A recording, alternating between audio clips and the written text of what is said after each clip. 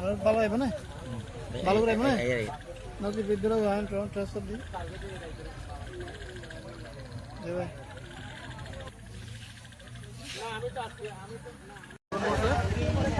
এটা হচ্ছে আপনার 40 মিনিট হবে।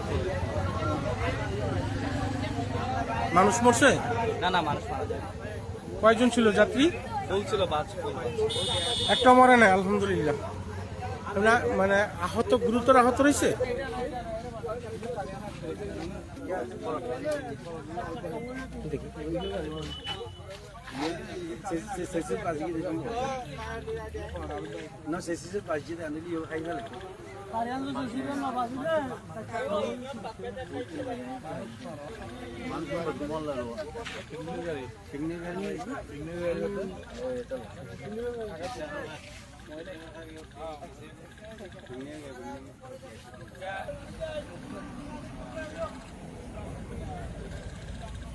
ভালো হবে না, ভালো করে হবে না নাকি বিদ্রোহ আইন ট্রান্সফার দিই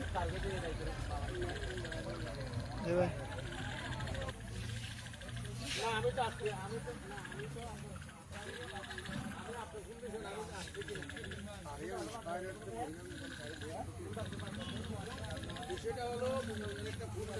তো মারা যায় না? ওই যে ট্যুর আসছিল যে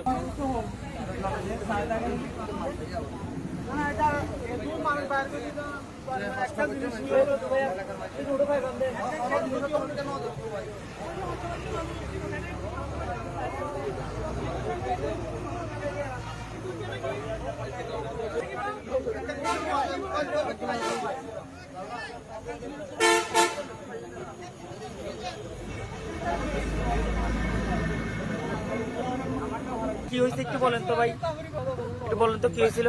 আসলে এই গাড়িটা এদিক কক্সবাজারের দিক দিয়ে আসতেছিল, হালকা হালকা বৃষ্টি হচ্ছিল, ওখান থেকে অনেক গাড়ি যাতায়াত করতেছে এদিক দিয়ে আর কি, চিটাঙ্গের উদ্দেশ্যে রওনা দিচ্ছে আর কি। কতগুলো বাইক টুরিস্ট কতগুলো আছে, ওখান থেকে একটা বাইক স্লিপ খেয়ে আপনি এমনি পরে গেছে।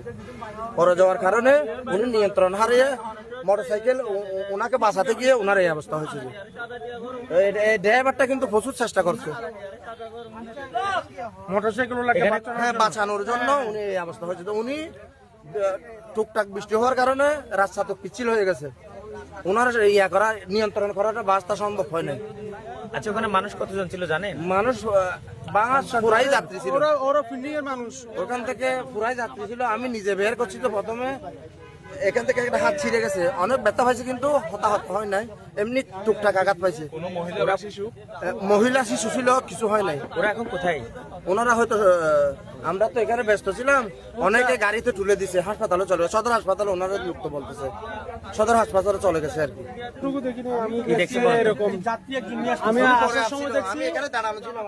আমি আসার সময় দেখছি একটা মোটরসাইকেল রাস্তার মধ্যে পড়ে আছে, বুঝছেন, ওনাকে নিয়ে লোকজন টানাটানি করছে।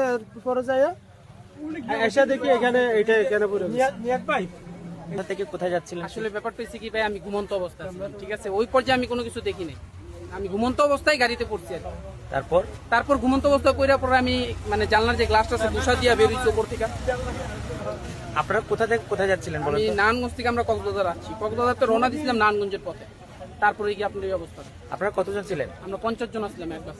50 জন ছিলেন। আপনারা নারায়ণগঞ্জে কখন আসছেন? নারায়ণগঞ্জ থেকে আমরা নারায়ণগঞ্জ থেকে দুপুর 2টা বাজে নামছি কক্সবাজার, ওই দিক থেকে রওনা দিয়েছিলাম 8:30টায়, 8:30টায় রওনা দিয়ে এরপরে এই জায়গায় আর কি পরিচয়।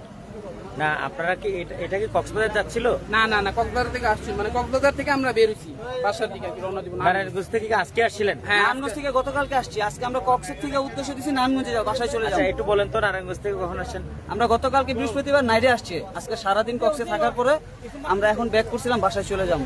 তার ভিতরে ভগবান দিলে এই দুর্ঘটনা। নারায়ণগঞ্জ কোথায় আপনাদের বাসা? নারায়ণগঞ্জ সিদ্ধিরগঞ্জ থানা। সিদ্ধিরগঞ্জ থানা। আপনাকে কোনো সমিতি বা কোনো কিছু? না না, আমাদের জাস্ট ফ্রেন্ডের হিসাবে একটা গাড়ি ছাড়া হয়েছে, ওই গাড়িতে আমরা সবাই আসছি ট্যুরে। ঘুরে আসছিলেন? জি। আপনার নাম কি ভাই? আমার নাম অরুণ। অরূপ? অরুণ রাম। অরুণ রাম। আপনার নাম কি? অনুপ। অনুপ? অনুপ রাম। হ্যাঁ, অনুরাম। অনুরাম। হ্যাঁ, জি ভাইয়া। আমাদের 4 জনের তো একজন চলে গেছে, 3 জন ছিল। মহিলা 3 জন ছিল। শিশু কতজন ছিল? শিশু প্রায় 5 জনের মতন আছে।